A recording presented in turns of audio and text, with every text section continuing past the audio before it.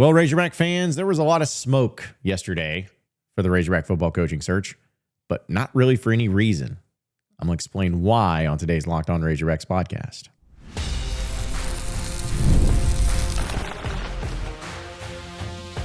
You are Locked On Razorbacks, your daily podcast on the Arkansas Razorbacks, part of the Locked On Podcast Network, your team every day.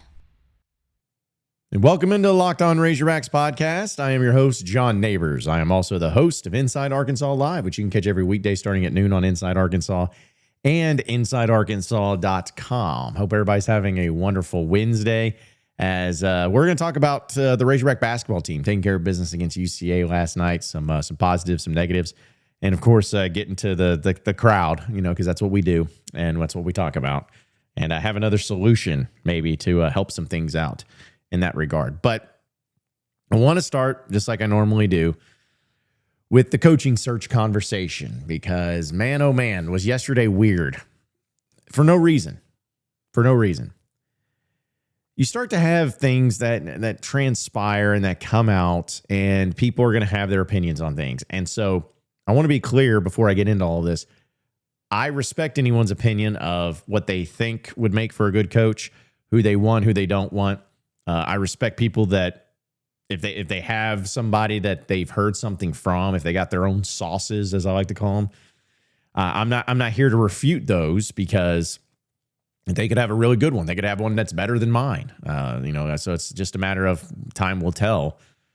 But I just yesterday there was just some weird stuff that was happening right during the basketball game, or maybe even a little bit before and even afterwards. And, of course, somebody like Brandon Walker of Barstool Sports, which if you like him, love him, hate him, whatever it is, he took to Twitter and said this tweet: "Oh, my goodness, Arkansas football, side-eye emoji. Wow is all I can say. That would be impressive." And then everybody just took to some craziness and was saying, like, oh, man, what does he know? Because on top of that, you also had Mike Irwin, who I know and I'm a friend with and I respect, say that he believes that there's a coach in place already, that it's just a matter of making it public and making it official to that extent. Now, everyone's going to have their own opinion on these things. Again, that's just what's going on. But I'm just going to tell you what I think, and maybe it's wrong, maybe it's right, but just my opinion and just what I think. What I think is that Arkansas does not have a coach in place. They don't. I have no reason to believe that's the case, at least not at this point in time. I have no reason to believe that's that case. I have no reason to believe that it's already done and making happen. And I just don't really see that being a possibility. Here's why. I have followed coaching searches for a while now. Football, basketball, dealing with Arkansas. And each one of them are unique. Each one of them are a certain way in how it's handled and how it's conducted, who it is, all those things.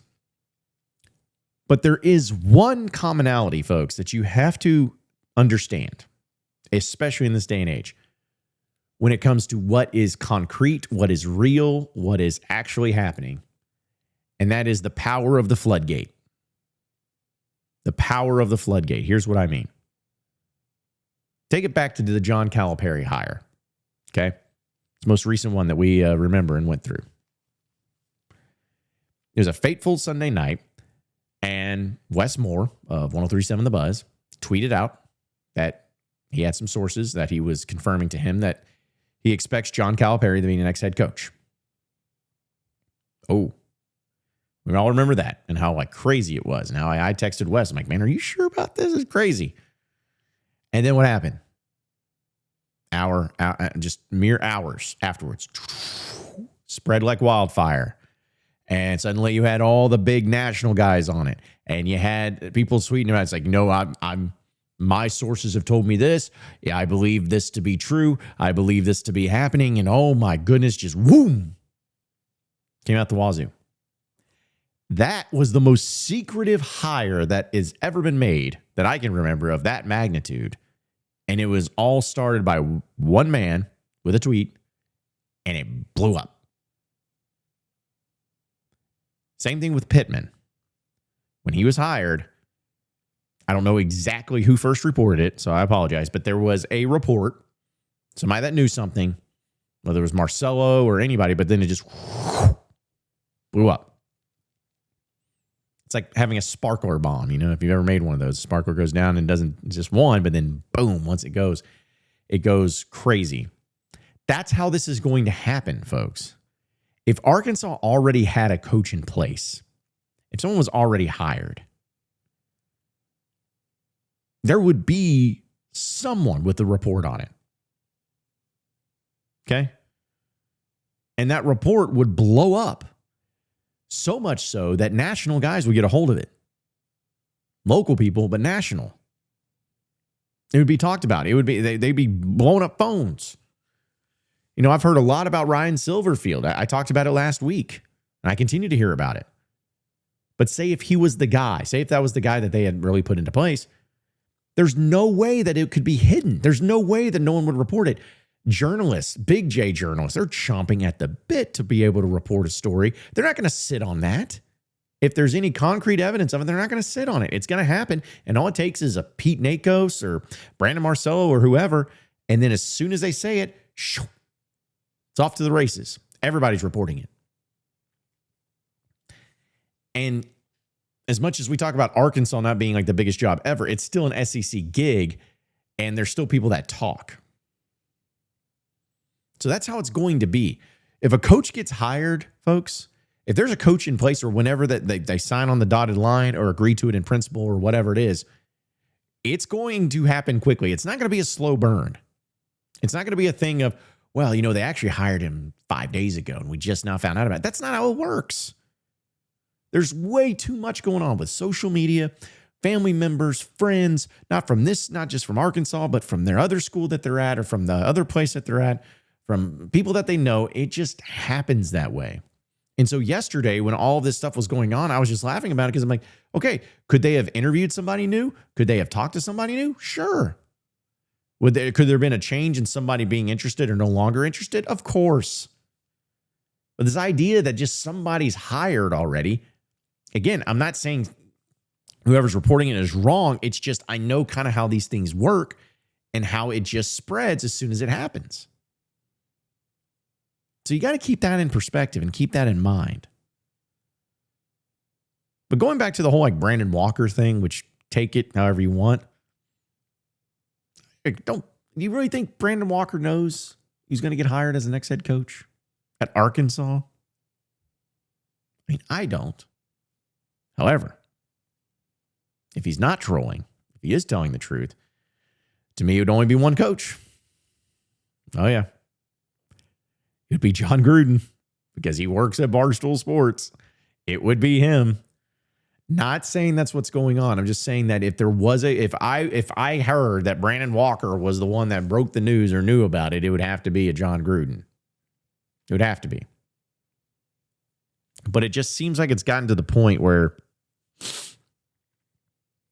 everyone just keeps mentioning Franklin.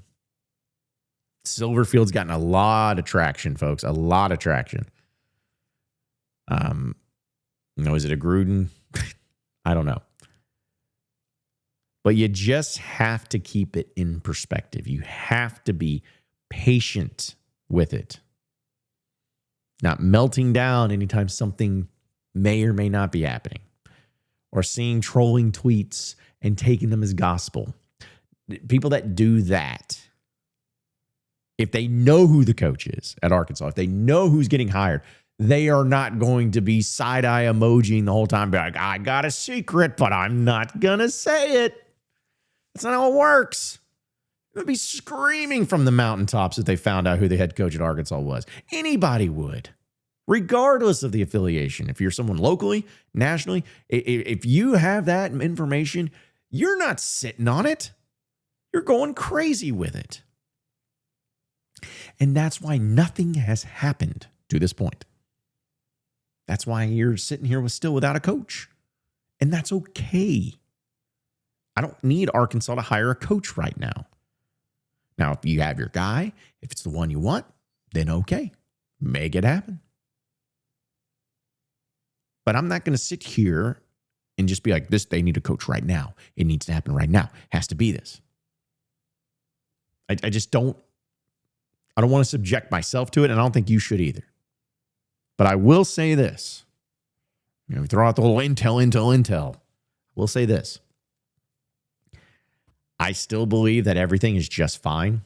I still believe Arkansas is doing a great job in staying aggressive and going after the coach or coaches that they're truly interested in. I still believe that there are certain coaches that are in the mix, and I'm going to believe it until I'm told otherwise. Some people will be like, well, how do you know everyone's not getting played by an agent? Maybe so. But what are you supposed to do? How are you supposed to approach that? How are you supposed to say it? Like, no one knows if you're getting played by an agent except for that agent. So, could that be a part of it? Of course it could. But just understand and don't go all in and don't freak out and don't lose your mind and saying, hey, something's happening. It's not a slow burn. When something happens, it happens, and it happens now. And it does not stop. I still believe they're talking to one, maybe two or three particular coaches.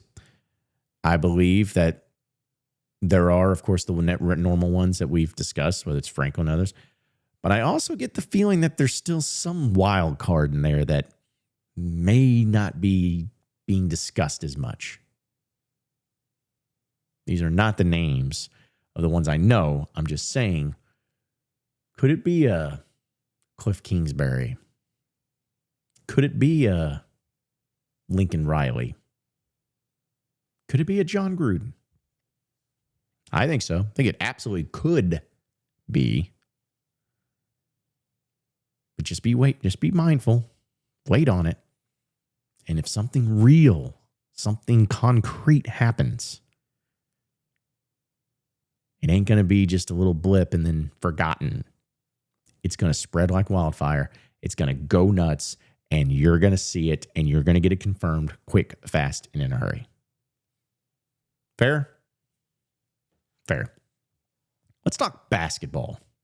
The Razorbacks won last night. So we got to do it. So stay with us here on the Locked On Razorbacks podcast. All right, Razorback fans, when the opening whistle blows on a new repair, get your crew moving forward with Supply House. Order today and see parts on your doorstep tomorrow. Over 280,000 plumbing, HVAC, and electrical items from the most trusted brands in the business.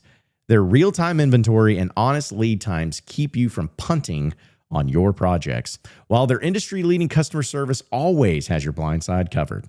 If you need parts fast for a project, well, Supply House has next-day delivery. Talk about a game changer. The part finder tools and 3D schematics can save you hours on jobs, where every detail matters, no matter where you're at. The Trade Masters perks like priority shipping and dedicated support, well, that makes the whole process smoother. Join the free Trade Master program today and score serious perks like priority shipping, lower prices, and dedicated support line. Visit supplyhouse.com to sign up for free and use promo code SHCollege5 for 5% off your first order. That's supplyhouse.com. Real people, real service.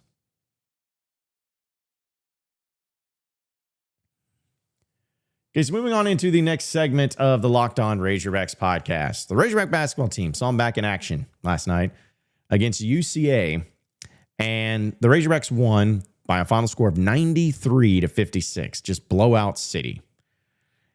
And I'm going to admit it's kind of strange because I did not feel like it was a blowout. I mean, Arkansas really turned it on at the end. Absolutely. It was sluggish. It was gross. It was not great, especially in the first half. Trevor Brazil did not play. Back issues, I believe, is what it was told. Sure. But you still had some good performances. It was great. And number one has got to be Carter Knox. Kill, celebrate, kill again, celebrate, kill again. He did not play well against Michigan State. He came out firing on this one. 19 points with 10 rebounds, a double-double. Had 1 assist, 1 block shot, 1 steal, and he only played 23 minutes. Highly efficient. 4 of 6 from 3. 5 of 8 from the field. So shout out to him. Darius Acuff had a nice game, led the team in scoring, 21 points, 9 of 16 from the field, 3 of 8 from 3. Had 6 rebounds, 4 assists, 1 block shot. Malik Thomas doing Malik Thomas things, man. 17 points, 6 of 17 from the field, 4 of 13 from 3. Had 6 rebounds, 6 assists, no turnover. Shout out to him, man. And a steal added to that. And then Malik Ewan also had double figures, 10 points, 5 rebounds, and was able to have another steal in there too. So overall, I can't be too mad about winning a game and covering the spread, especially in the way that Arkansas did it. But I do want to play this clip. It's a little bit lengthier when it comes to some of the press conferences. But John Calipari had his opening statement in this game. And man, this started off, we're talking about slow burn, but it gets electric and he gets fired up. Take a listen. So much work to do. Tomorrow's practice is going to be, I need to do some stuff with the 2 bigs in because I like that group. I think they're bought in, both of them. Got to get Malik to play harder. Got to get Nick to recognize the spacing that he's got to have, where he's got to be standing. We got to have 3 or 4 things we do with those 2 in there together. You saw we did both running up and screening. Well, you got to do a few other things. You can't just run one thing. Carter, 10 rebounds. Like, that's who he should be. Yes, he made shots, but he rebounded the ball for us. Still, we're not cutting enough to create space. We're not passing just to pass. Everybody that catches it thinks he's got to make a bounce or a play. Just pass it. It's my turn. Can't play that. Can't play my turn basketball. But really happy for Isaiah. Again, like he fouled that 3-point shooter. And let me tell you why I didn't get upset. He raced in down the other end offensive rebound. I mean, he did exactly what I wanted him to do.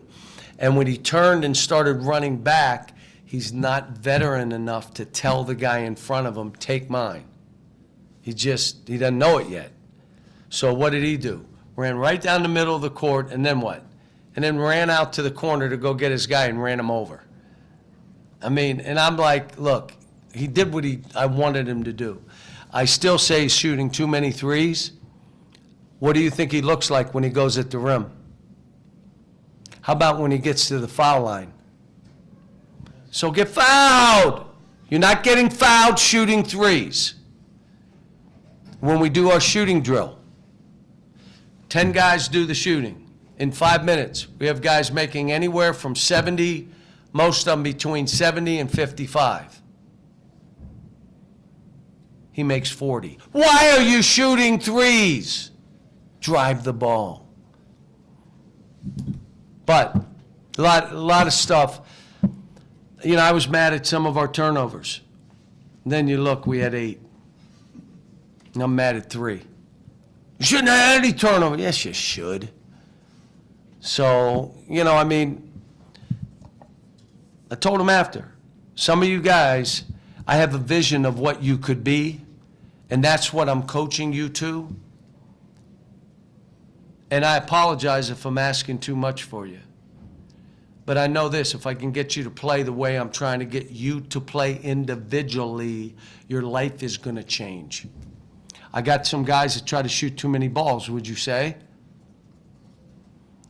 But they're fearless, and they could run for president because they have an outworldly ego. And I don't want to take that away. So I got to juggle balls as we go and continue to coach them. You can't shoot bad shots because you're shooting too many already. I told them after the game in front of their teammates. That's when these guys got to do it. But I like my team. Go ahead. I mean, just quintessential Cal. Like, I don't even know what else to say. My man said it all. Love the energy, love the anger that he came in there with and talking about getting fouled. He does like his team. Love what Carter Knox was doing. And loves the confidence that they have. Listen, this team's good, man. They are. They're going to continue to get better in figuring it out. I mean, you didn't even have Trevin Brazil in this one, and you still took care of business. And there were some good things that happened.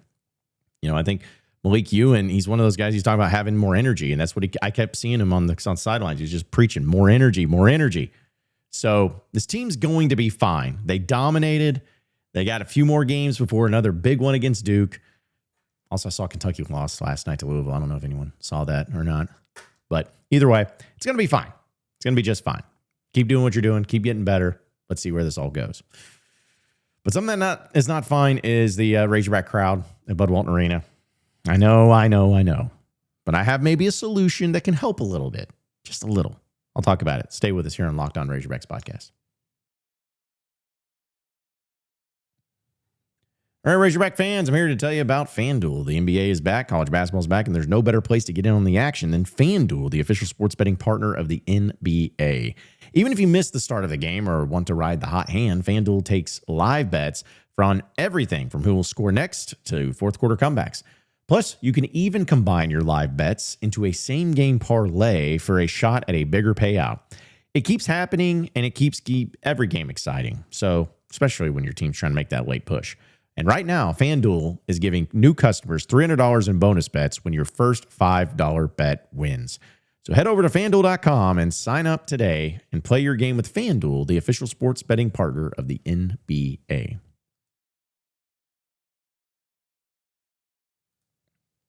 All right, so final segment here on the Locked On Razorbacks podcast. I know everyone gets tired of talking about the Bud Walton crowds, and I did a thing of discussing just how it may need to be accepted, and it is the way it is. I don't like it, but I'm running out of options here. However, something that happened last night in the game that made me think of something. It wasn't even necessarily the numbers. Like, forget the numbers. It's just about the energy. And there's just not any noise. There's not any flow. There's not any of that. And, I saw for a brief moment, Cal got called for was it like a coach's box warning or whatever? And that was probably one of the few times that crowd was really kind of like getting, not after just some big play, but actually getting after it a little bit. And it made me kind of believe it's like, all right, what you need is a hype man. At least to start it getting going. When I say hype man, it doesn't have to be someone with a microphone. That's all I'm talking about. I'm talking about the idea of it. If the student section can be the hype man, let that be the hype man, where every single time the other team has the ball, they're loud, they're getting after it, they're not stopping, they're screaming, they're getting involved, they're chirping at the other team. Like, start there. Of course, it starts on the play on the court, but start there. Get that energy going.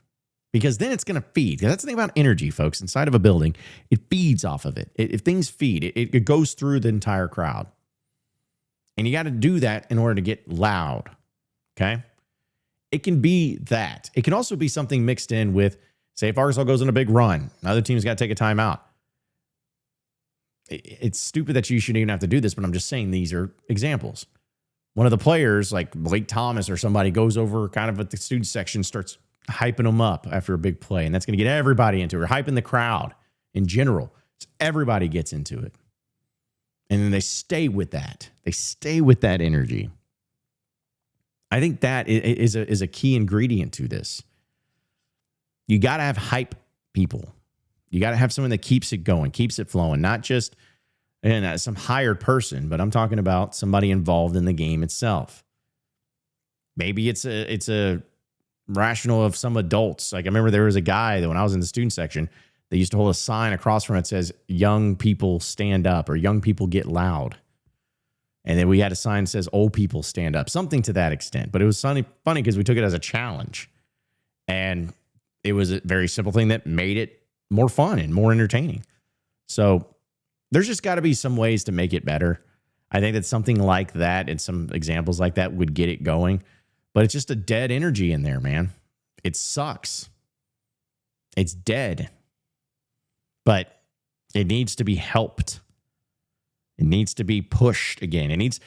What it reminds me of, honestly, is it's kind of like, it's like a candle that still has a wick available to be lit, but you just need someone to light it. Like it's been blown out and it's just been sitting there stagnant. You just need someone to light it and it'll get right back to it. You got to start it somewhere and you got to build it. And it's just, I don't know. It's so sad to me. It's really sad. I'm trying everything that I know how to do. And I just wish that people would take at least some of the things that I have to say for as something they could work on. I'd love to get involved.